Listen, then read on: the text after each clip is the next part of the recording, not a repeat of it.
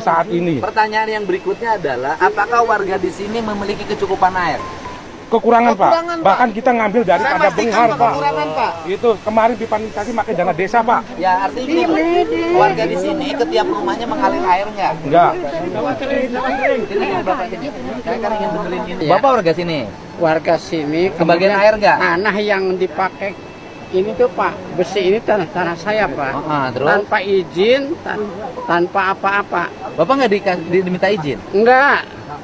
Bahkan dulu pernah memberi pernyataan masyarakat di sini supaya itu sudah memberi pernyataan, tapi entah bagaimana disalahgunakan atau gimana gitu. Tanah Bapak yang mana?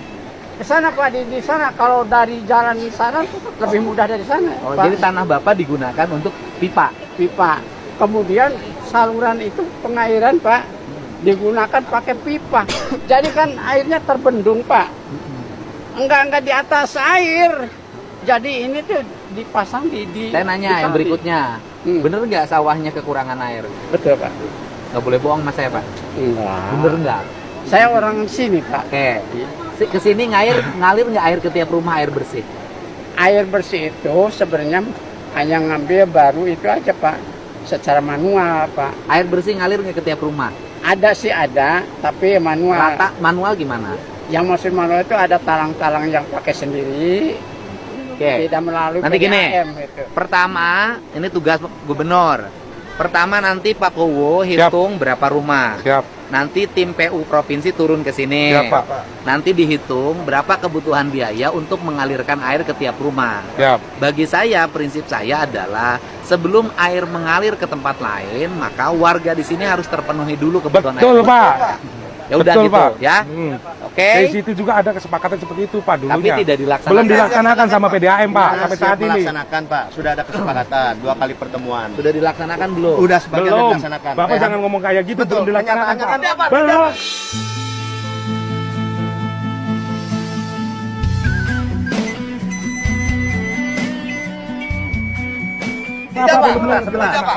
Belum dilaksanakan. Pembangunan 2 truk sudah dilakukan. Ada, Pak. Rehabilitasi Sudah sudah dilakukan. Nanti kita Tinggal beresin. pipanisasi Pak. Cuman pipanisasi mereka meminta jangan dijalankan dulu karena mereka ingin dipipanisasi semua desa.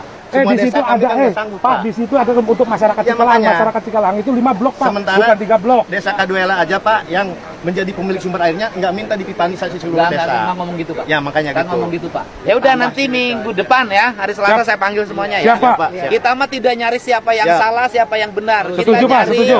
gunung ini harus tetap hijau, Siap. rakyatnya bisa sejahtera, Amin. tidak kekurangan air. Nih, Ya, hidup. apa ya? Siap.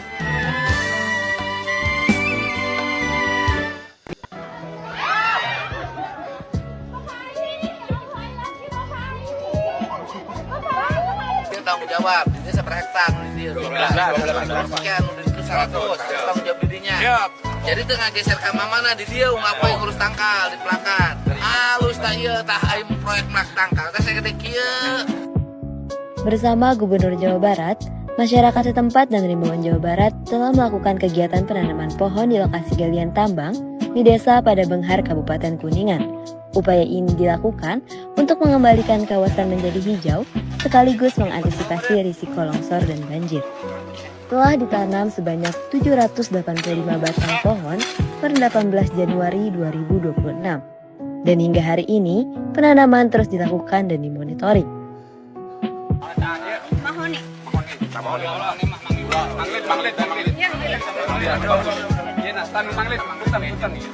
Adapun jenis tanaman yang ditanam antara lain beringin, matoa, manglid, sukun, pete, salam, nangka, jengkol, dan beberapa pohon hutan lainnya. Kegiatan penanaman dilakukan bersama masyarakat yang selama ini menjadi pekerja galian. Mari kita terus menanam, menjaga hutan, dan merawat lingkungan demi masa depan yang lebih aman dan berkelanjutan. Assalamualaikum, sampurasun, wilujeng enjing warga Jabar dan seluruh warganet dimanapun berada. Saya mengucapkan terima kasih ya pada seluruh lapisan masyarakat di Provinsi Jawa Barat yang dipimpin oleh para ketua RT, RW, kepala dusun, kepala desa, kuwu, kepala kelurahan, jaro, camat, bupati dan wali kota, para kepala badan penanam modal satu pintu. Saya ucapkan terima kasih. dan seluruh jajaran yang telah menjaga investasi di Jawa Barat sehingga Jawa Barat menempati ranking tertinggi dalam penempatan investasi yang paling besar di Jawa Barat, mencapai 296,8 triliun. Seluruh rangkaian ini mudah-mudahan melahirkan kesempatan kerja yang terbuka sehingga masyarakat Jawa Barat bisa bekerja, tidak menjadi pengangguran di daerahnya sendiri. Selanjutnya, seluruh investasi ini harus kita jaga bersama agar kita bisa terus meningkatkan kesejahteraan ekonomi. Semoga seluruh layanan yang disajikan menjadi kebahagiaan bagi semua. Terima kasih ya, salam hormat untuk semua. Pemirsa Lampung TV, menghilang hampir sepekan, 2 dari 3 tersangka korupsi 2 miliaran rupiah di DPRD Lampung Utara akhirnya ditahan pada malam Selasa, 19 Januari 2026. Kok ngilang kemarin Pak? Kemana Pak? Tidak hadir Pak. Sedikit Pak, ada yang mau disampaikan Bapak? Pak, bisa disebutin siapa lagi yang terlibat Pak selain bertiga Pak? Kedua tersangka masing-masing Isman Efrilian, Bendahara Pengeluaran, dan Faruk, Kepala Subbagian Evaluasi dan Pelaporan Bagian Keuangan, Sekretariat DPRD Lampung Utara. Bos mereka, Ahmad Alamsyah, Pelaksana Harian Sekretaris Daerah Kabupaten Lampung Utara, sudah ditahan sepekan lalu pada malam Selasa 12 Januari 2026 dan kini sudah memenuhi sel lapas Waihui. Ini? Ini tahap 2 ya? Tahap 2. Beda ya? Oh, beda. Mas aja Pak. Hati-hati di jalan ya Pak. Mencapai dalam aparatur. Armen Wijaya, Aspidsus Kejati Lampung, mengatakan ketiga tersangka diduga membuat kegiatan fiktif di DPRD Lampung Utara pada tahun anggaran 2022 yang lalu. Berdasarkan hasil audit Badan Pemeriksa Keuangan, perbuatan ketiga pengolah keuangan di DPRD Lampung Utara itu mengakibatkan kerugian keuangan negara 2,9 miliar rupiah. Isman Efrilian dan Faruk pun kini menyusul ex-bosnya, yang dulu sekretaris DPRD Lampung Utara ke Lapas Waihui.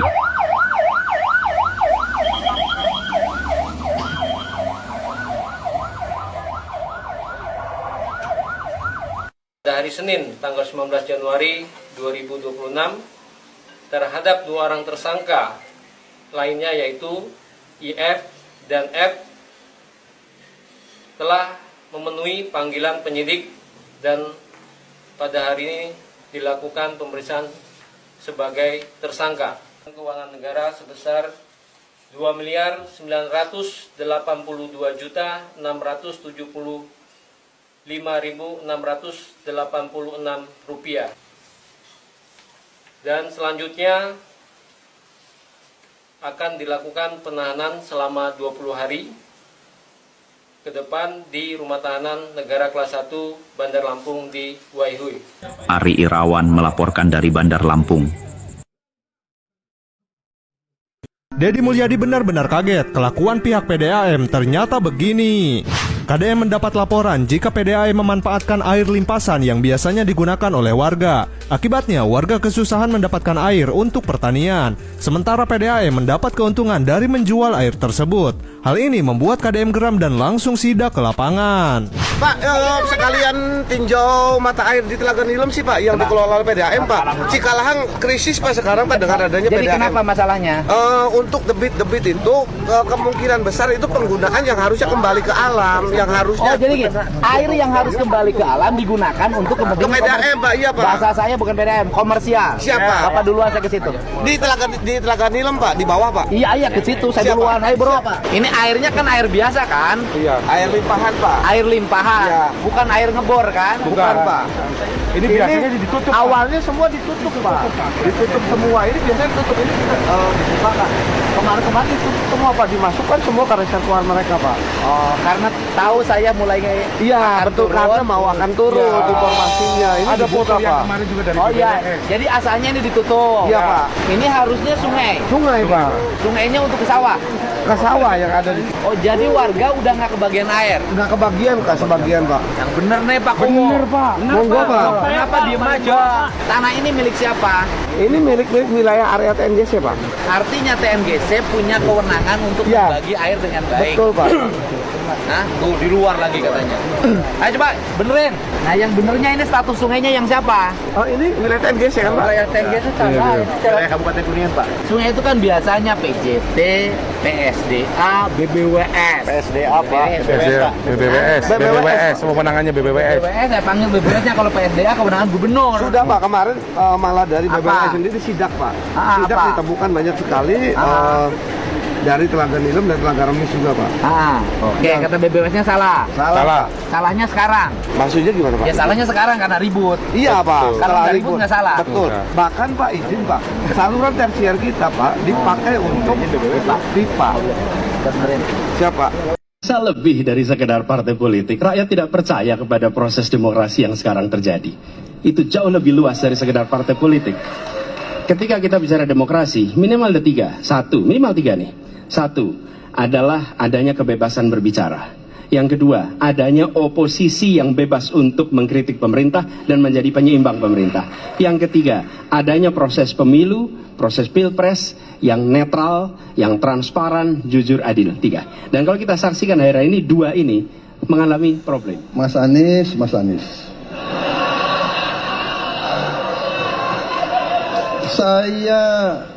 Saya berpendapat Mas Anies ini agak berlebihan. Mas Anies mengeluh tentang demokrasi ini dan itu dan ini. Mas Anies dipilih jadi gubernur DKI menghadapi pemerintah yang berkuasa. Saya yang mengusung Bapak.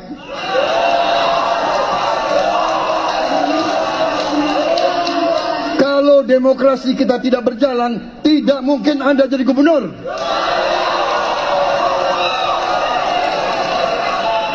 Kalau Jokowi diktator, Anda tidak mungkin jadi gubernur. Saya waktu itu oposisi, Mas Anies. Anda ke rumah saya, kita oposisi, Anda terpilih. Ya kan gue juga diserang oleh pendukung Kang Deddy karena gue kritik ide dia untuk membarakkan anak-anak nakal itu. Itu memang ide konyol. Ya bagaimana mungkin anak dibawa ke barak? Barak itu yang didisiplinkan adalah tubuh. Anak itu perlu berimajinasi. Jadi kenakalan anak-anak itu, ya itu bagian dari upaya dia untuk mencari jalan pikiran lain kan, bikin imajinasi. Ngapain dikirim ke barak? Barak itu mendisiplinkan tubuh supaya dia jadi docile body itu. Kan di barak diajarin baris berbaris, tata tertib, disiplin. Kan disiplin datang dari kata disciple, bahasa Inggris tuh, yang artinya murid. Nah murid itu harus belajar dengan guru, bukan belajar dengan komandan. Itu kan hierarki dalam militer. Bagaimana imajinasi berkembang kalau di situ ada hierarki? Kan nggak mungkin orang berdebat dengan komandan kan. Periksa secara psikologi apa yang menyebabkan anak itu nakal. Karena kurikulumnya membosankan, banyak anak-anak yang bosan lihat kurikulum yang itu juga. Dia ngebandel aja di sekolah. Coba Kang Deddy terangkan pada saya.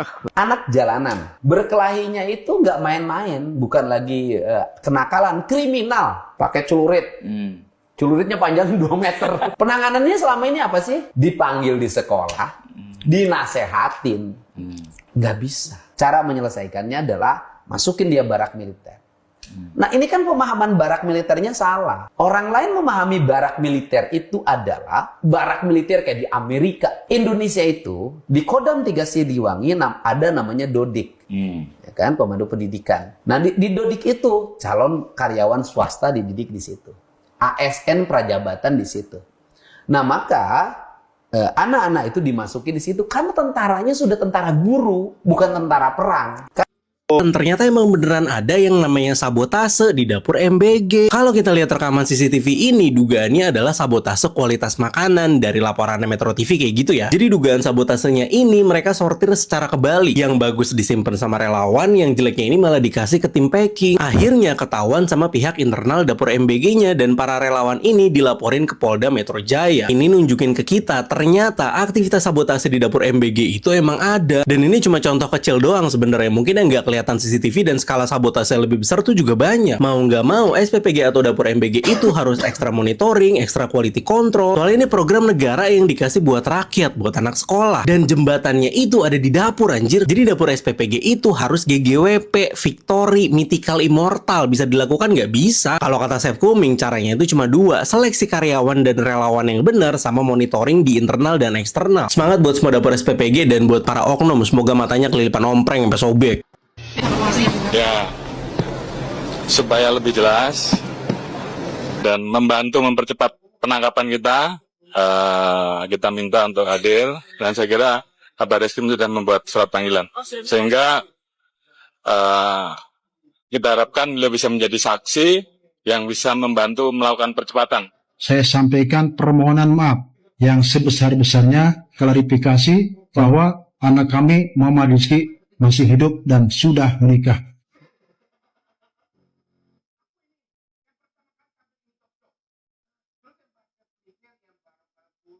Heboh kecurigaan bahwa Eki tidak tewas dalam kasus Vina Cirebon. Praktisi hukum bahkan sampai menyarankan untuk membongkar makam Eki demi mengungkap kebenaran dalam kasus Vina. Herwanto Nurmansyah mengatakan kecurigaan bahwa Eki sebenarnya tidak tewas sudah beredar di media sosial. Bermunculan lagi, apakah benar Eki anak Pak Rudiana menjadi korban 2016 lalu, kata Herwanto Nurmansyah.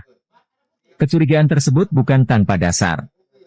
Menurutnya ada foto seseorang yang diklaim merupakan Eki. Foto tersebut kemudian dibandingkan dengan kondisi jenazah Eki pada tahun 2016 saat kasus Vina Cirebon. Dia menyoroti ciri fisik yakni kumis Eki. Perhatikan jenazah 2016 lalu Eki berkumis. Saya juga dikirimin gambar setelah saya lihat, oh iya kok ini berkumis ya. Sedangkan Eki anaknya Pak Rudiana itu tidak berkumis, kata Herwanto Nurmansyah. Kecurigaan Eki Selamat juga diperkuat dengan tingkah Ibtu Rudiana. Betapa tidak, di tengah kisruh kasus Vina Ibtu Rudiana justru santai bermain badminton saat HUT Bayangkar di Polresta Cirebon. Apalagi beredar Rudiana main badminton. Alasannya butuh ketenangan tapi lucu sekarang dia bisa main badminton.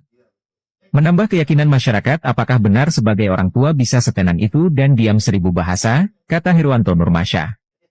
Kecurigaan Eki masih hidup juga diperkuat dengan kesaksian Linda. Linda selama ini mengaku sering kesurupan arwah Vina. Meski akrab dengan arwah Vina, namun Linda justru bingung karena tak pernah melihat Eki di alam gaib. Ya, supaya lebih jelas dan membantu mempercepat penangkapan kita minta untuk hadir, dan saya kira Kabar Reskrim sudah membuat surat panggilan sehingga kita harapkan beliau bisa menjadi saksi yang bisa membantu melakukan percepatan. Minta rekom kan nggak dikasih, akhirnya mau bikin partai katanya terakhir tuh bang. Saya sarankan janganlah. Kenapa bang? Ya biayanya mahal. Iya. Ya kan, satu. Kedua, apa Anies punya uang sekitar 2 triliun lebih. Kan banyak umat mendukung Mas Anies. Udahlah. Kalau dia maju sebagai cagup atau capres, itu banyak yang nyumbang. Partai ini kan lihat yang lain P3 aja nyungsep, yang udah begitu, Anies pula lagi. Kan komunitinya itu-itu juga. Nanti paling kan dari Partai Umat pindah ke situ, ya kan, PBB pindah ke situ. Partai Buruh. Belum tentu kalau Partai Buruh. Tapi kan ini komunitas-komunitas kita kan tahu kan. Anies nggak perlu bikin jangan partai. Bikin partai, udah dia bikin institut satu yang serius. Kemudian institut itu menjadi tempat berkumpulnya cendekiawan-cendekiawan besar di dunia ini. Ya kan? Dari berbagai negara. Kan hebat. Jadi ngikutin kayak kalau di Bangladesh itu ya Yunus. Ya. Muhammad Yunus. Atau Muhammad Yunus, ya kan? Kan akhirnya jadi Perdana Menteri. Ada ini BM Club of Rome dulu, ingat nggak? Ya, Club of Rome. RUU KUHP disahin. Terus lewat berita beginian di beranda gua. Tak disangka pemulung di Tangsel raup 1,2 miliar per bulan dari sampah botol. Apakah ini tanda dari Allah kalau gue disuruh mulung apa bagaimana? Di botol apaan itu ya? Botolnya terbuat dari emas kali apa bagaimana itu ya? Soalnya pas pisan kata gue. RUU KUHP disahin terus muncul berita beginian. Terus gue mikir apa ini tanda dari Tuhan? Dari Allah biar gue jadi pemulung apa bagaimana? Nyari botolnya sambil ngambil motor apa gimana itu ya? Padat banget lo. Rumah makannya bersih loh, bagus ini. Orang Padang ini, Pak. Orang Padang ya. Iya, Pak. Lain Padang, lain belalang. Iya. Lain lubuk, lain ikannya. Ya Allah. Gundokan juang.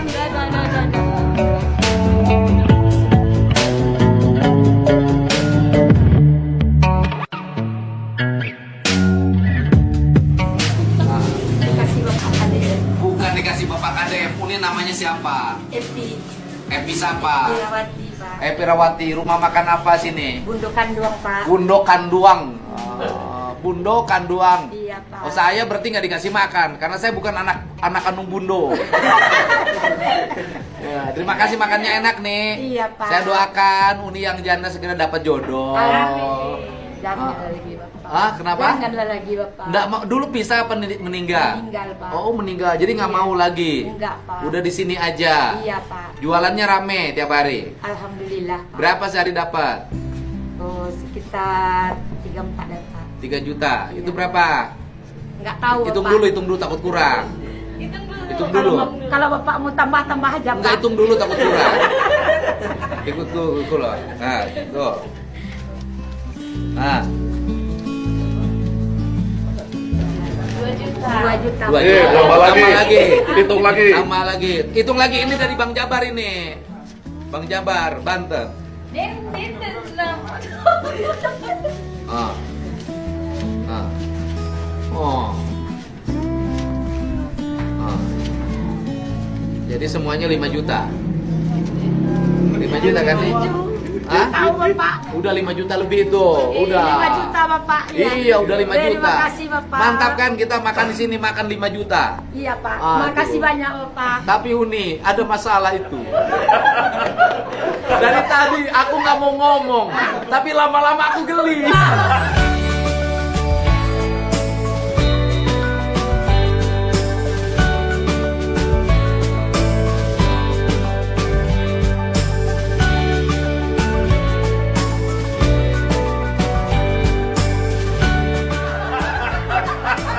Uni dari Kuning, aku kan udah lama nih. Bahaya kesetrum ini nih. Pak. Hah? Iya gitulah, Pak. Oh. Makasih banyak ya, Pak. Oh iya, doain. Uni umur berapa? Umur berapa? 20. 56. Wah, lu lebih tua dari saya nih. Aduh, carilah yang 30 di bawah. Bapak, panjang umur, Iya. Bapak. Dan yang semoga rumah makannya makin laku. Amin, Bapak. Rumah makan Bundo Kanduang. Amin. Rumah makan Bunda yang mengandung. Iya, Jadi Bapak. kalau saya itu tidak akan dikasih karena saya bukan anak Bundo, aing mah anak mie. Aduh. Ini kita boleh duduk agak lama. Boleh, Pak. Aku mau ke Danau Toba nih. Oh iya. Kita sudah keliling-keliling. Iya. Sekarang ke Danau Toba dulu, pengen tahu. Ke Pariaman Bapak udah pergi kan? Oh, sudah lah. Nanti kita ke sana bulan mudah-mudahan akhir Februari atau akhir Januari atau awal Februari sebelum puasa. Kita juga mau ke sana. Tapi saya mau ke Padang Pariaman tuh nanti. Ke Batu Sangkar ya? Yang udah Herman itu. Iya. Nanti juga saya janji bantu rumah juga di mau ke Agam nanti Agam. Oh iya. Ini anaknya ini. Anak nggak ada di sini. Oh, nggak ada. Iya. Anak satu kuliah kan, Pak. Kuliah di mana Uni? Di Medan. Di Medan. Kuliah jurusan apa? Hukum. Hukum. Jadi anaknya dihukum sekarang. Sekolah. Oh, sekolah hukum. Di sini udah 20 tahun. Iya. Dulu sama suami. Dulu sama Suaminya sama orang Sumatera Barat, orang iya, Minang. Iya. Oh, orang Minang juga. Iya. Oh, dari sini meninggal di sini. Enggak, bawa ke Pariaman. Sekarang usaha di sini. Kami usaha. 3-4 juta sehari dapat. Kalau begitu 500.000 untungnya dapat lah sehari. Alhamdulillah. Oh, pantesan. Pak Uni tahu saya di mana? Di TikTok. Oh, di TikTok. Iya, YouTube. YouTube. Iya, kami sering nonton. Tiba-tiba ada mampir di sini. Iya. Tak disangka. Tak disangka begitulah. Dugaan pornografi yang menyeret Imam Muslimin alias MIM memasuki babak baru. Ex-dosen UIN Maulana Malik Ibrahim Malang itu resmi ditahan penyidik Polresta Malang Kota Senin malam 19 Januari 2026. MIM memenuhi panggilan penyidik sekitar pukul 14.19 waktu Indonesia Barat dengan mengendarai mobil sedan didampingi istri dan kuasa hukum. Ia mengaku hadir untuk menjalani pemeriksaan sebagai tersangka. Pemeriksaan berlangsung sekitar 3 jam dengan 53 pertanyaan terkait dugaan video pornografi yang dilaporkan Nurul Sahara. Mim berdalih pemanggilan sebelumnya terlewat karena sakit dan sempat dirawat inap. Ia menilai perkara tersebut sebagai persoalan pribadi, namun menyatakan tetap kooperatif mengikuti proses hukum serta berharap ada ruang mediasi. Usai pemeriksaan, penyidik langsung melakukan penahanan. Polisi menyatakan penahanan dilakukan terkait kasus dugaan pornografi dan keterangan lengkap akan disampaikan kemudian. Dan hari ini, sekalian, kalau ditanya ibu kota ASEAN di kota mana ya?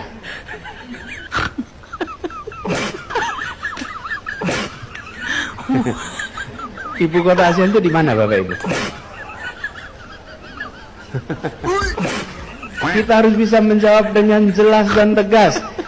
Jakarta adalah ibu kota ASEAN.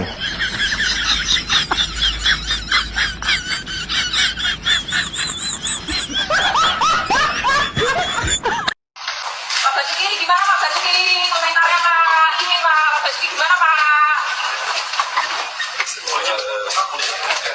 Pak Basuki lihat sini Pak dikit Pak. Bid Propam Polda Jawa Tengah akhirnya menggelar sidang kode etik untuk AKBP Basuki di Kecamatan Banyu Biru, Kabupaten Bandungan, Rabu 3 Desember 2025. Dari lokasi, Kabid Humas Polda Jateng Artanto menyatakan bahwa kasus yang menjerat mantan Kasubdit Samapta itu masuk kategori pelanggaran berat. Pertimbangannya ada 3 perbuatan tercela, menurunkan citra Polri, dan terbukti tidur bersama perempuan yang bukan istri. Selain itu, Basuki juga akan menjalani patsus selama 30 hari, jelas Zainal. Dalam persidangan, Basuki mengaku mengenal Levi sejak 2016, dan kedekatan mereka mulai intens pada 2025. Ia juga mengakui memasukkan Levi ke dalam KK dengan alasan kasihan. Pendamping Basuki sempat menyampaikan pembelaan bahwa selama berdinas, Basuki belum pernah melakukan pelanggaran. Bahkan, istrinya disebut siap menerima kembali. Namun penuntut menilai tidak ada hal yang meringankan, karena kasus ini terlanjur viral dan merusak reputasi institusi. Zainal menambahkan, ada temuan penting terkait kondisi Levi sebelum meninggal. Levi disebut sudah kesulitan bernapas sejak pukul 00 WIB. Menurut pengakuannya, Levi sudah cengep-cengep malam itu. Tapi Basuki tertidur karena kelelahan, dan saat bangun pukul 4 WIB, Levi sudah meninggal. Ujarnya. Ini reaksi Koki jika didekati Jule. Masalahnya Jule ini, yang pertama, dia dalam keadaan udah nikah sama MMA, ya kan? Ya. Yang kedua, dia sama pacarnya orang. Ya, nah, sama MMA itu udah pisah dong. Udah nggak lagi bisa, sekarang. Bukan, Jule nih, kok tahu sih aku begitu bang? Dia masih sama si MMA. Okay. Bukan, Jule ini deket sama Yuka. Ya. Okay. Yuka ini punya pacar cewek Malaysia. Ya. Jadi kenapa Jule ini mendekati Yuka yang sudah punya relationship begitu? Ya, pertanyaannya kenapa Yuka membuka pintu? Ya nggak tahu bang. Berarti kan semua salah Jule. Bukan, orang marah ke Jule karena lu kenapa? Oke, kita sabar ya. Coba kita bedah dulu. Gimana sih? Enggak, tapi bukan yang Malaysia itu suami istri juga. Bukan, pacaran. Oh ya, yang aja sih pacaran. Feeling gua ya. Jadi tapi emang laki-laki tuh lemah kalau deketin perempuan tuh lemah. Iya. Benar. Coki doang enggak ya? Kalau saya sih di depan Jule, sorry ya saya enggak main. Itu gampang gua. Gua bisa dengan mudah mengatakan, sorry ya Jule ya. Kalau Yuka? Nah, oke kita lanjut. Oh, itu bisa itu baru tobat lagi Jule. Loh, nanti Jule mana penasaran. Aku ingin menaklukkan Coki.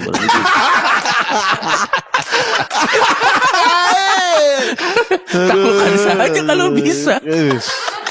Lucu bro.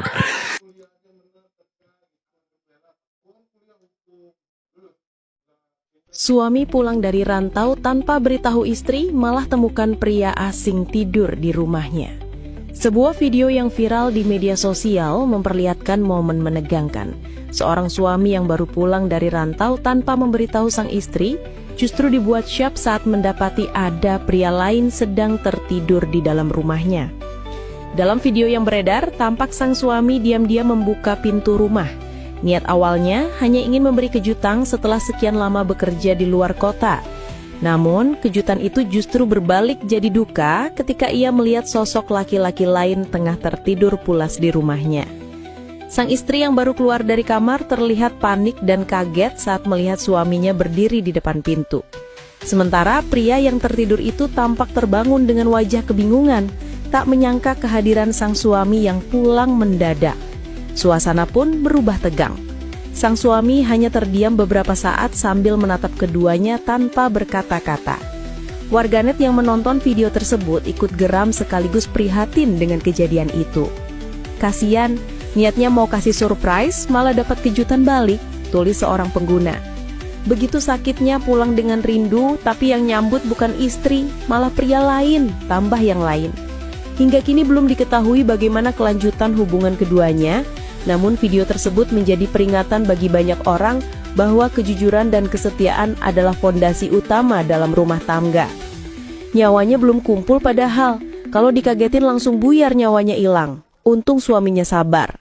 Psikologis anaknya kena banget sih, belum ngerti, tapi alam sadarnya ngerekam. Masalahnya ngerantaunya ngasih duit nggak berhasil gak? Tolong ngerantau nggak ngasih duit, ya terpaksa istrinya nyari makan lewat dikawinin orang. Tapi orang desanya baik amat, nggak ada yang nyinyir apa ya? Ada orang laki nginep di situ? Siap siaga kamera ya. Mungkin tadinya bikin surprise, malah suaminya yang disurprisein. Tapi apakah benar memang pernah HP-nya Yaimin itu diminta tolong perbaikin sama kalian? Jadi yang perbaiki HP itu bukan HP-nya yang diperbaiki, tapi wallpaper WhatsApp kan biasanya kalau secara originalnya warna putih, ya bukan putih krim gitu kan. Tapi pada saat itu wallpaper WA-nya beliau itu gambar istrinya tuh lagi mandi. Jadi ketika itu beliau sedang mengirimkan bukti screenshotan chat, dikirim screenshotannya ke grup kampusnya. Kemudian nggak sengaja dibaca, mungkin beliau juga nggak sadar kalau ada gambar tersebut.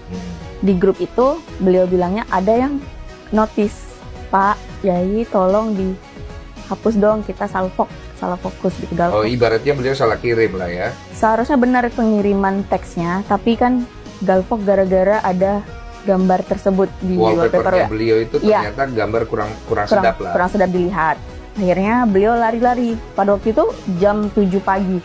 Saya mau berangkat lari pagi waktu itu. Mbak Sarah, minta tolong dong gitu. Ada apa ya? Dia seperti terburu-buru.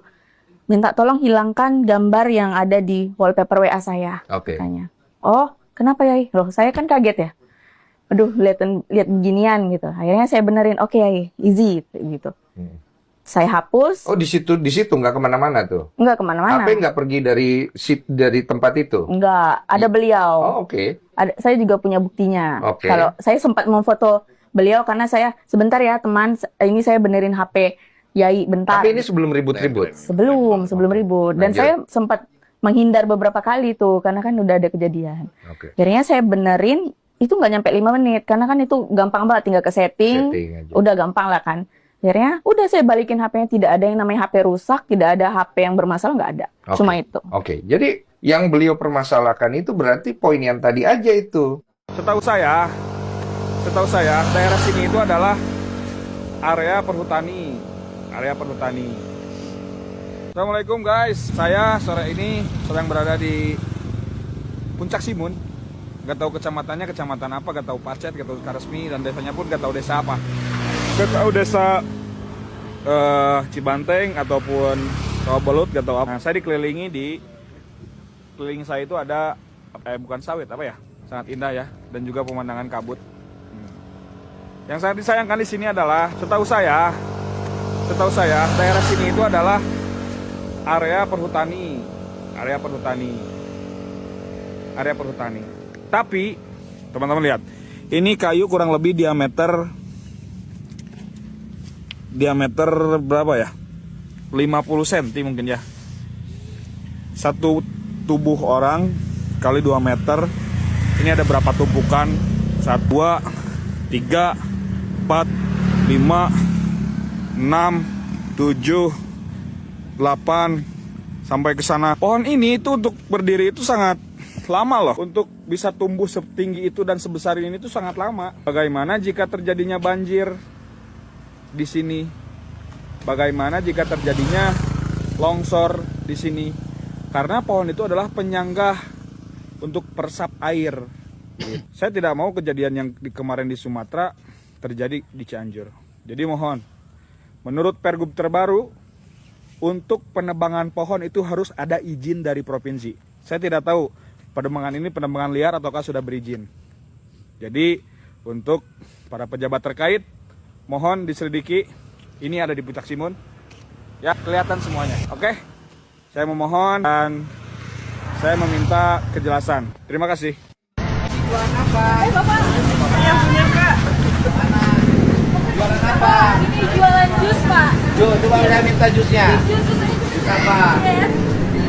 Ada jus mangga, ada smoothies mangga gitu.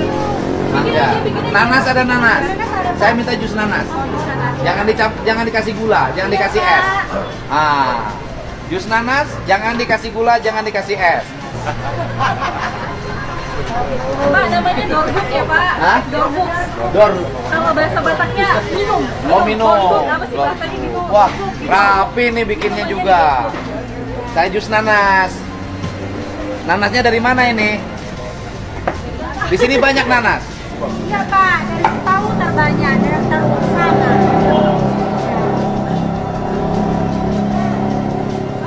Kasih susu dikit boleh? Boleh, Pak.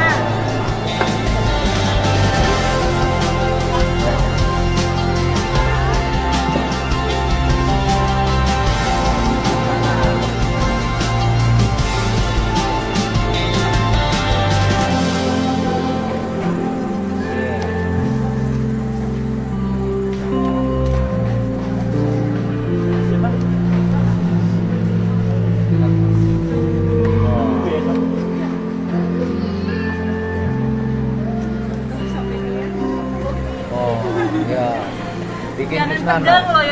Kita lagi di mana ini, tempat alamatnya ini mana? Daerah apa ini? Dolok Sanggul. Dolok Sanggul. Dolok ya? Dolok Sanggul tuh ini loh. Iya, iya, Pak. Dolok Sanggul kembang Asumbutan. Oke. Langsung kita bikin jus nanas. Ya, nanas, Pak.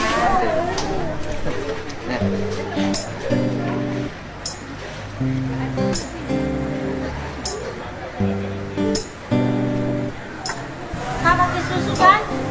Kasih susu dikit.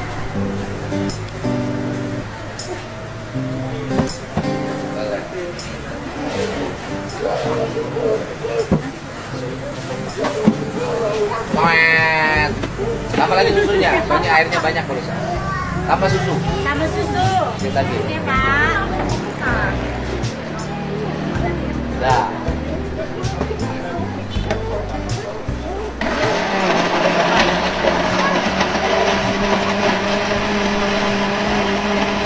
Masuk TikTok. Hah? TikTok kembang Asumbutan. Kenapa? Masuk TikTok, Pak. Oh, ini masuk YouTube. Nanti Iya. masuk YouTube ini. Harus ibu bayar sama saya. Namanya dorbuk. Minum, Pak. Artinya minum. Artinya minum, Pak. Artinya minum. Dorbuk itu artinya minum. Minum, Pak, minum. Kalau dorlak Mobil. Artinya mobil, Pak. dorlak mobil. Kalau dorna Nama orang, Pak. Wayang. wayang. Wayang. Wayang dorna.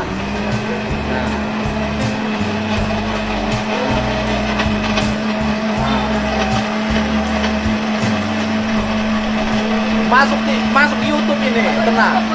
Masuk YouTube terkenal nanti. Namanya siapa? Nama aku, Pak. Pera. Jadi kalau ingin minum dorbuk, Dorbuk, Pak. lewat di apa namanya? Dolok Sanggul. Dolok Sanggul, mampir sini. Jus nanas. Sini, nggak usah ditutup, langsung diminum. Jus nanas, sekali ngenjus langsung panas.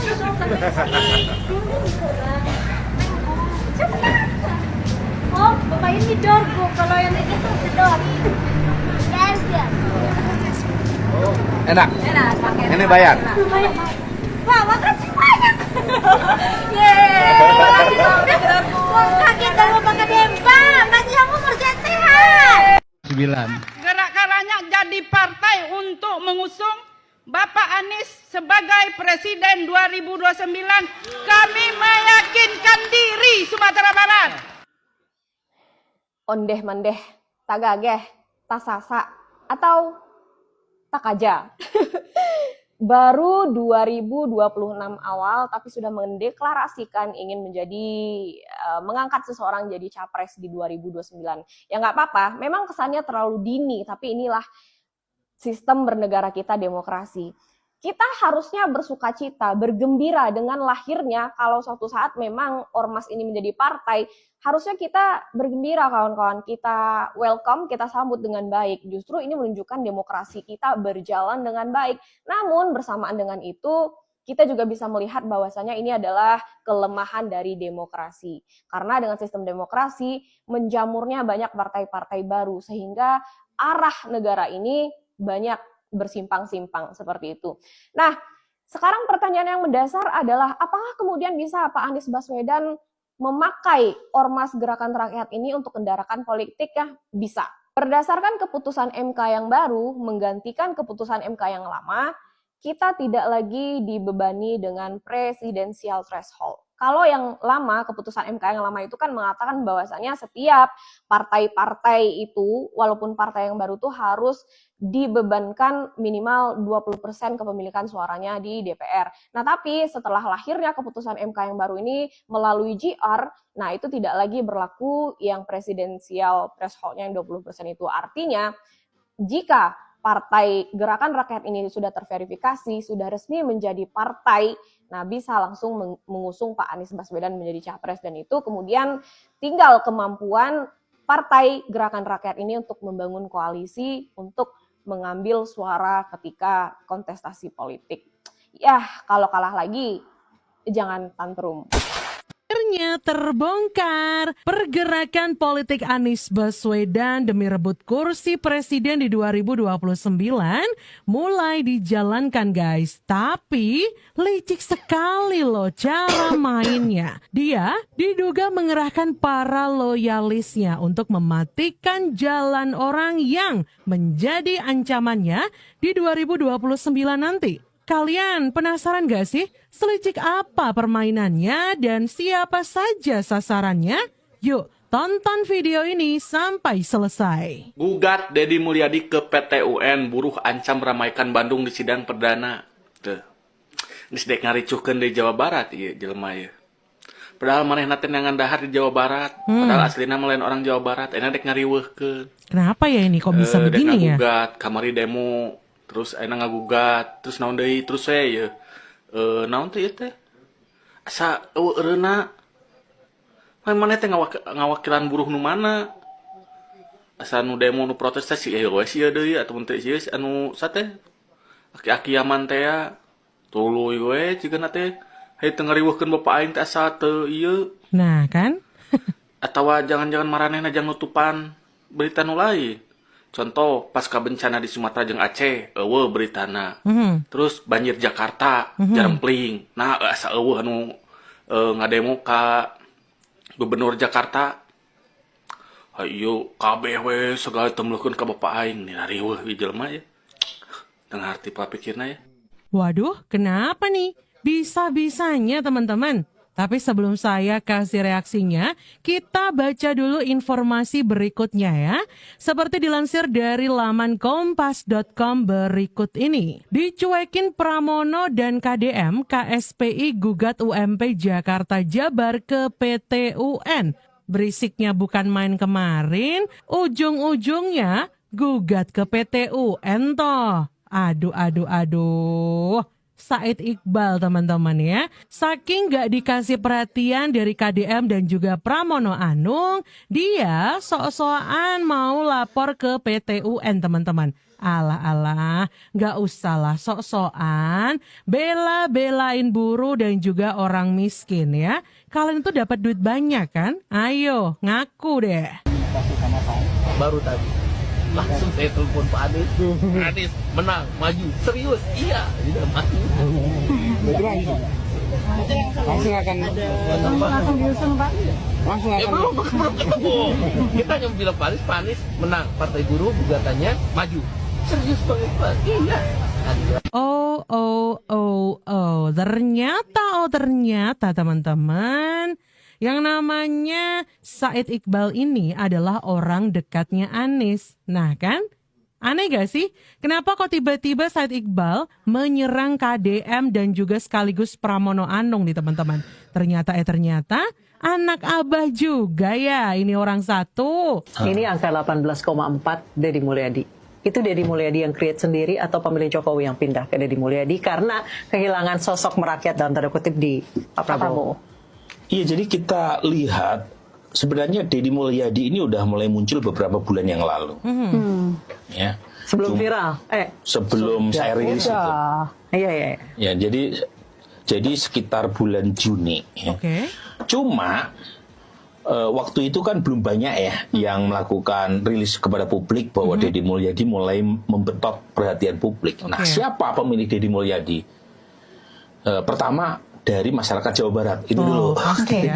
Jadi di Jawa Barat datanya ada di sini. Itu basis pemilih Deddy Mulyadi itu besar sekali, bahkan mengalahkan Pak Prabowo di provinsi Jawa Barat. Tetapi kan Indonesia bukan hanya Jawa Barat. Nah, pada waktu survei September akhir Januari itu bukannya di Jawa Barat basis dia, Banten juga sama DKI Jakarta. DKI juga ada ya? Ada, karena Sunda lumayan besar juga di DKI ya. Tetapi bukan hanya faktor primordial, ada sebagian pemilih Pak Prabowo yang mungkin merasa pendekatan Pak Prabowo kurang pas. Nah, mereka mulai melirik yang lain. Nah, terutama adalah pendukung Pak Prabowo yang dari basis Pak Jokowi. Jadi, nah itu mungkin penjelasannya spekulatif ya. Kehilangan sosok pemimpin yang touchy ke yang masyarakat. komunikatif lah ya ke yang sering turun ke jalan. Gitu ya. Masalahnya adalah sebagian pendukung Pak Jokowi itu sudah tidak 100% ke Pak Prabowo. Mulai melirik Deddy Mulyadi dan Gibran, karena Gibran putranya ya. Wah, apakah ini nih? Kayaknya Pak Anies ini melihat KDM alias Kang Deddy Mulyadi sebagai sebuah ancaman untuk 2029.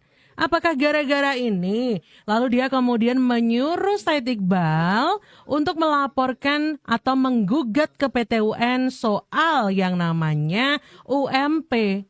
Apakah ini ngeribet-ngeribetin jalan salah satu pesaingnya di 2029 nih teman-teman? Ini dugaan-dugaan saja loh, dan saya bertanya loh ya, apakah seperti itu? Real Partai Gerakan Rakyat. Jadi insya Allah ketika organisasi ini menjadi partai, kekuatannya akan menjadi sangat besar dan kita bisa mencapai target kita untuk menjadikan Pak Anies Rashid Baswedan sebagai Presiden Republik Indonesia tahun 2029. Nah, 3, 2, 1. Dan dengan ini Rapat Kerja Nasional 1 Gerakan Rakyat resmi dibuka. Untuk Rapat Kerja Nasional 1 Gerakan Rakyat kita pada malam hari ini. Baik, terima kasih. Mengundang Bapak Anies Baswedan sebagai Presiden Republik Indonesia 2029. Gerak-geraknya jadi partai untuk mengusung Bapak Anies sebagai Presiden 2029. Kami meyakinkan diri Sumatera Barat. Wah, tua-tua mendorong ya Bapak Anies Baswedan ya. menjadi Presiden Republik Indonesia. Demikian. Karena kalau Anies menjadi pembina, insya Allah kita bisa mengusung beliau menjadi Presiden di 2029. Wah, tua-tua semua nih. Ketiga, terakhir adalah naikkan Pak Anies menjadi calon Presiden 2029. Ini adalah ketetapan yang sah yang harus kita dukung di tahun 2029. Wah, tapi kok saya tidak melihat sosok-sosok muda di partai ini ya teman-teman? Apakah ini memang sebuah tanda-tanda juga nih pergerakan dari Anies Baswedan yang mulai dijalankan untuk menyongsong 2029 nih teman-teman ya. Gerakan politik dimulai dari mendirikan partai, lalu bisa jadi menyenggol-nyenggol atau bahkan menjegal sosok-sosok yang dianggap sebagai ancaman di 2029 nanti. Apakah seperti itu? Ada yang milih pemimpin berdasarkan tampang, banyak. Ganjar ganteng ya. Anies manis ya. Prabowo gemoy ya. Atau wakil presidennya. Gibran ngantuk ya. Salah nada, maaf. Gibran ngantuk ya. Nah gitu nadanya, sorry maaf. Gibran ngantuk ya. Ya karena ngantuk kan dia ya. Struktur pemerintah makin gemuk, lembaga pemerintah makin bertambah. Di saat yang sama, daerah diminta untuk efisien, rakyat diminta untuk berhemat. Ini pesannya menjadi tidak konsisten. Ada penambahan badan-badan baru di berbagai tempat, sementara Pemda di seluruh Indonesia diminta untuk lebih efisien. Nah, ini yang kemudian menimbulkan pesan yang bercampur. Ketika rakyat mendengar pejabat bicara efisiensi, rakyat tentu senang. Tapi ketika melihat lembaga dan fasilitas mereka justru bertambah, rakyat jadi bingung. Sebenarnya yang mana pesannya ini? Tuh teman-teman, dia ngomongin soal efisiensi dan dia mengkritik pemerintahan Presiden Prabowo yang katanya menyengsarakan rakyatnya. Yang makin gemuk lah pemerintahannya, tapi rakyat disuruh berhemat, bla bla bla. Tapi masih ingat gak sih soal TGUPP di Jakarta itu jumlahnya berapa, Pak? Percepatan pembangunan sampai 72 orang tapi nggak kerja apa-apa tuh. Staf di Kemendikbud dulu pas waktu Bapak sampai dipecat sama Pak Jokowi sampai 400 orang tuh nggak inget tuh. Cuman buat Bapak doang ya. Ya begitulah teman-teman, tergantung situasi kondisi ya kan. Tapi nih teman-teman balik lagi, terpantau ya belakangan ini ada diserang-serang sama beliau atau bahkan anak beliau alias anak Abah ya. Contohnya si pelawak nggak lucu Panji Pragiwaksono yang menghina-hina fisik dari wakil presiden. Gini amat nyari duit ya, ngina-ngina fisik ya kan? KDM jangan terlalu pencitraan. Enough is enough. Stop pencitraan. Lihat Gubernur Jawa Barat sebelumnya menggunakan kekuatan sosial media untuk hanya untuk mengangkat citra. Tapi tidak melayani masyarakat sesungguhnya. Termasuk buruh dalam kasus upah minimum sektoral kabupaten. Setiap diberi pandangan, KDM menyiarkan langsung melalui sosmed. Setiap diberikan komentar yang negatif terhadap kebijakan KBM, dihapus. Setiap ada buruh yang memberikan penilaian, dijawab dengan kebohongan. Kebohongan demi kebohongan diproduksi. Ini berbahaya. Wow, tuduhan sekali Anda ya. Jadi Anda, Pak Said Iqbal menyebut kalau KDM ini berbohong di sosial medianya. Buktinya apa? Anda berani kasih bukti nggak ya? Bisa-bisanya nih ya, Presiden Partai Buruh ini kalau kok mendadak menyerang KDM dan menyebut beliau ini sebagai gubernur pencitraan. Wah. Padahal media yang digunakan oleh KDM untuk rakyatnya, penyampaian kerjanya itu dari sosial medianya beliau ya. Jadi rakyat tahu nih, beliau sedang apa, beliau sedang bekerja apa gitu loh ya. Tapi kok bisa-bisa disalahkan? Kenapa nih? Apa ada suruhan nih buat ngubek-ngubek KDM nih? Kenapa nih? BTW anyway busway warnanya kok sama-sama orange ya teman-teman. Gimana kalau menurut kalian?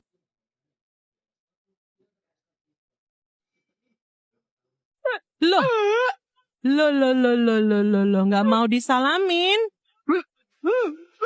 Anies terlalu banyak pencitraan kalau menurut saya. Gardu listrik lah diresmikan pakai potong pita loh.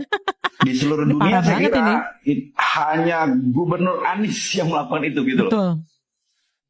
Meresmikan gardu listrik pakai potong pita. Memalukan banget ini. Semua orang tahu kalau Anies Baswedan cuma pencitraan naik motor urus SKCK. Anies Baswedan mulai berlebihan dalam melakukan pencitraan Ya gitu untuk deh. mendapatkan perhatian publik. Aduh. Tanpa hiruk-pikuk pendukung, Anies Baswedan dipaksa naik motor untuk mengurus surat keterangan catatan kepolisian SKCK.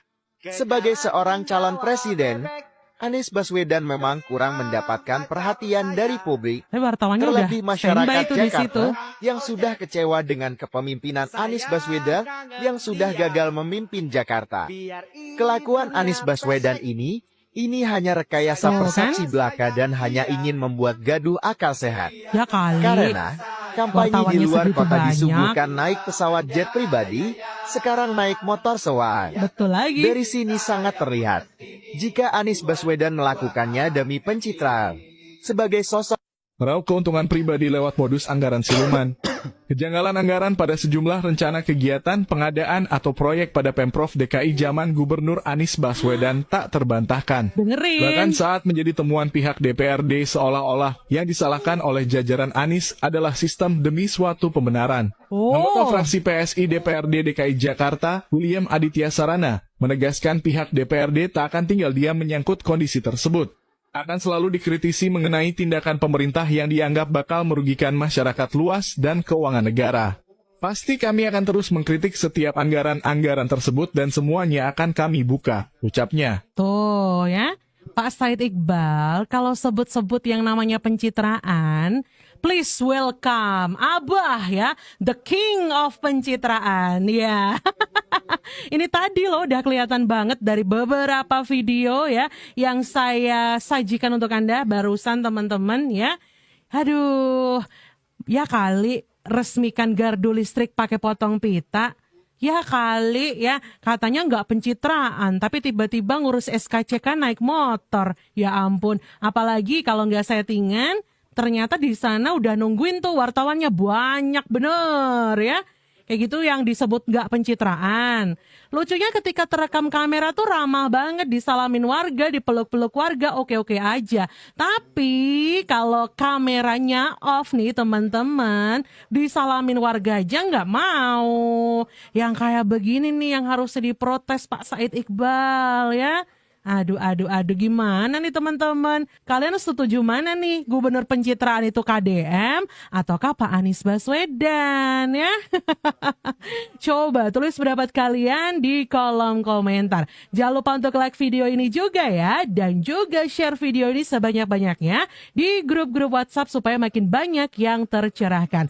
Saya harus pamit, sampai jumpa di video selanjutnya. Bye-bye. Kang Deddy mendadak kaget dikira Pulau Samosir itu kecil. Ternyata jika ditelusuri pakai kapal Boots bisa nyampe sehari lamanya. Wow, kalau begini mah bukan Kang Deddy aja yang kaget. Jujur gue juga baru tahu guys. Sore ya Mbak, namanya si Tumorang siapa marganya? Sida Butar Pak. Oh Sida Butar.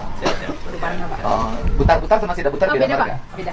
Kalau Sida Butar tuh mana kebanyakan? Sida Butar itu lebih Daerah mana asalnya? Samosir Pak. Oh Samosir. Ya, Samosir itu Sida Butar. Sida Butar. Ini kan Samosir itu pulau ini ya? Iya, Pulau Samosir. Pulau Samosir itu di tengah Danau Toba. Pulau Samosir yang di tengah dikelilingi Danau Toba. Iya, artinya Pulau Samosir itu di tengah Danau Toba. Iya, benar. Jadi ini di tengah? Tengah Pak. Ini kesininya danau? Di baliknya lagi danau Pak. Oh, di balik itu danau? Ya. Oh. Jadi kalau naik perahu gitu muter? Iya, benar Pak. Muter? Ke arah sana itu bisa sampai ke Nenggolan. Berapa mil? Nenggolan? Kalau untuk kelilingnya 1 hari lah Pak. Hah? Sampai 1 hari. Luas banget. Keliling? Ya. Naik perahu? Iya, benar. 1 hari? Iya. Pikirnya 1 jam? 1 hari Pak. Luas? Luas. Luas dong? Luas Pak. 1 hari itu naik perahu?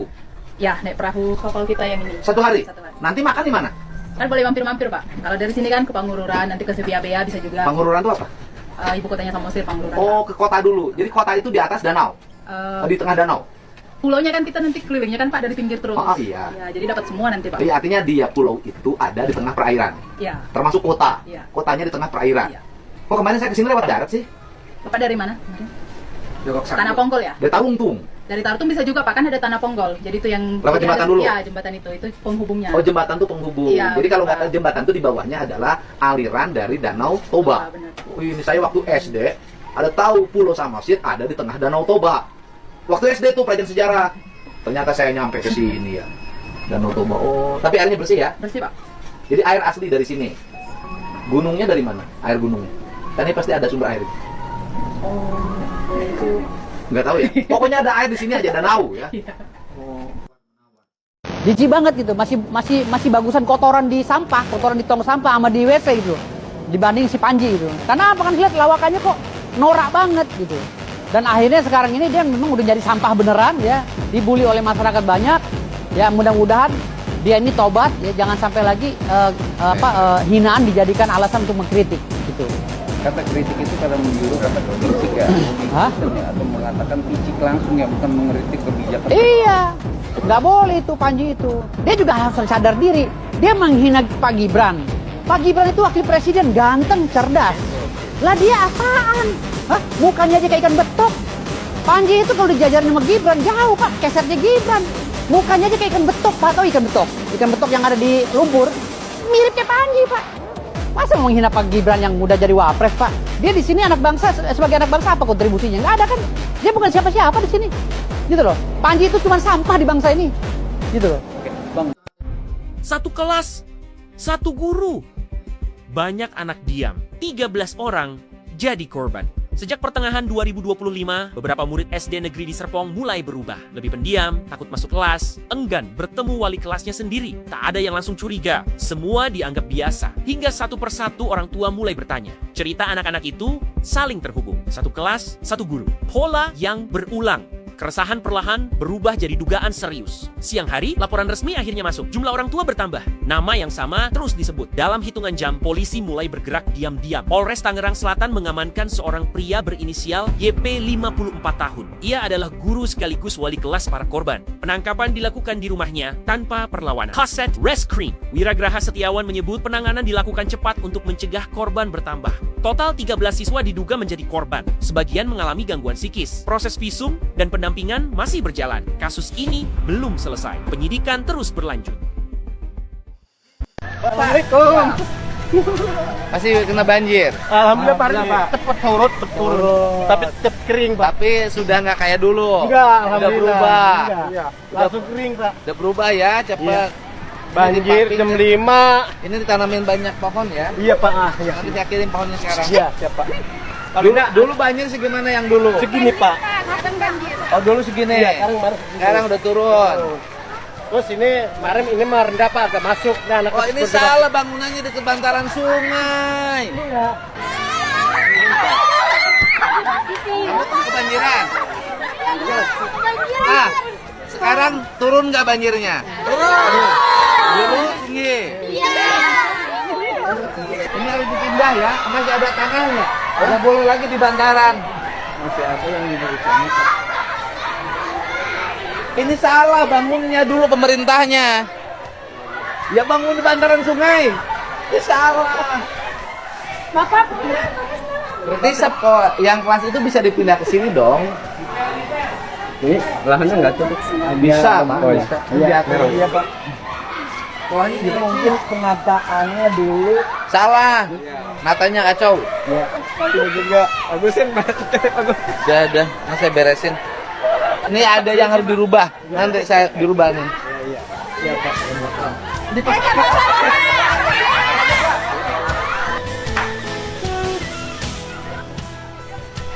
Nih, ya kemarin kan sampai kita mau bongkar jembatannya. Ya, ini jembatannya terlalu pendek. Saya dari dulu udah ngingetin. Harusnya dibikin tinggi. Melengkung ya? Pak? Melengkung. Kan di situ benteng. Iya. Karena di situ benteng, di sini nggak dibenteng. Yang ini kena, ya. Ini dibongkar. Nanti jembatan di sini jangan terlalu banyak, satu aja. Ada jalan masuk nggak ke sini? Jalan masuk. Ini sepadan bukan? Iya, ini berarti jalan yang Nah, kalau masuk ini ke sana, sepadan, ke jalan cukup satu aja di situ. Nanti dibikin melengkung. Ini kan terlalu banyak jembatannya 1, 2, 3. Ya, itu berarti jembatan SMP kalau kemarin iya, Pak, sampai air jadi dari kali ke sono kau harus sebelah kiri. Udah, dulu parah kan? Dulu parah ya. Dulu parah kan? Dibongkar. Belum dibongkar kan ya? Ya lumayan ya. Ya lumayan ya. Kalau jadi warung Apa ini? Sini. iya udah macam sama Ini kecil, ini harus bongkar. Enon. Kecil tuh. Itu jembatan yang ke SMP. Ini bongkar duluan. Iya Pak, jembatan itu Pak, bentuk itu Pak. Jadi belum ke kampung dia. Agung, ini Iya. di sini cukup satu jembatan saja, ya. Ini Amin. bongkar, nanti kita cek jembatan ini aja satu, dibikin melengkung. Itu juga dibongkarnya kebanyakan. Jembatan itu juga nanti bongkar aja tuh di depan, ya. Ada tiga terlalu banyak jembatan dan posisinya kan ini naik nih, ini naik kan, dikasih turap. Yang itu, yang ini turun. Jadi yang kebagian sekarang yang ini banjirnya. Tapi sudah berubah di dulu. Berarti apa? Nggak sampai ke rumah saya, kalau dulu sampai ke rumah. Dalam, sekarang enggak. Ini nanti bongkar aja, SMP ini lewat sini aja. Nggak kampung, lewat sini aja. Nah, jalannya lewat sini aja. Nah, tinggal ini sepadan jalan bukan? Sepadan sungai bukan. Kalau ini sepadan sungai, ini jalan nggak usah lewat situ, lewat sini aja. Kalau belok dulu warung ini kita bebasin nggak apa-apa. Berarti satu jembatan multifungsi. Jadi ini satu jembatan aja. Nanti satu jembatan dibagi. Nanti ada yang jalan ke kanan, ada jalan ke kiri. Itu yang sekolah ke distrik diturap aja. Itu juga bangunan sekolah salah. Ya di sepadan dibongkar aja Pak. Kita konsisten aja. Walaupun itu bangunan pemerintah ya bongkar aja. Nanti suruh pindah ke dalam. Dalamnya kita tata. Amin. Gitu loh Pak. Ini salah. Ini saya nggak ngerti dulu. Yang bangunnya sekolah pemerintah provinsi kan? Bangun kelas di situ. Ini bisa bebasin jembatan satu melengkung Pak. Itu bongkar. Nggak usah jembatan. Ya banjir Pak. Ini mengecil Pak tuh. Sama, bongkar aja Pak. Udah. Bongkar aja. Bener Pak ini Pak. Pengaruhnya ini Pak. Iya. Jadi air sana kencang, balik dia. Iya, ini di sini nih problemnya. Saya dari dulu kan ngomong ini. Dari Sama yang dulu. di sana depan, Cuman Pak. belum sampai partai bongkar. Sekarang kan udah kebuktian. Kan orang kalau nggak kebuktian nggak percaya.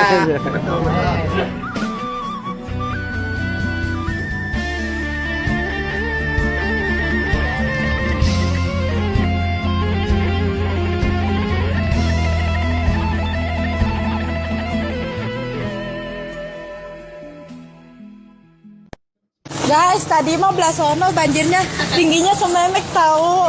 Sekarang mah udah nggak sememek lagi. Soalnya udah nyampe depan jalannya udah tinggi guys. Tadi mah Blasono mah jerote ya guys. Tuh, jalan ke banjir guys. Guys, tadi mah Blasono banjirnya tingginya sememek tahu. Sekarang mah udah nggak sememek lagi. Soalnya udah nyampe depan jalannya udah tinggi guys. Tadi mah Blasono mah jerote ya guys. Tuh, jalan ke banjir guys. Guys, tadi mah Blasono banjirnya tingginya sememek tahu. Sekarang mah udah nggak sememek lagi. Soalnya udah nyampe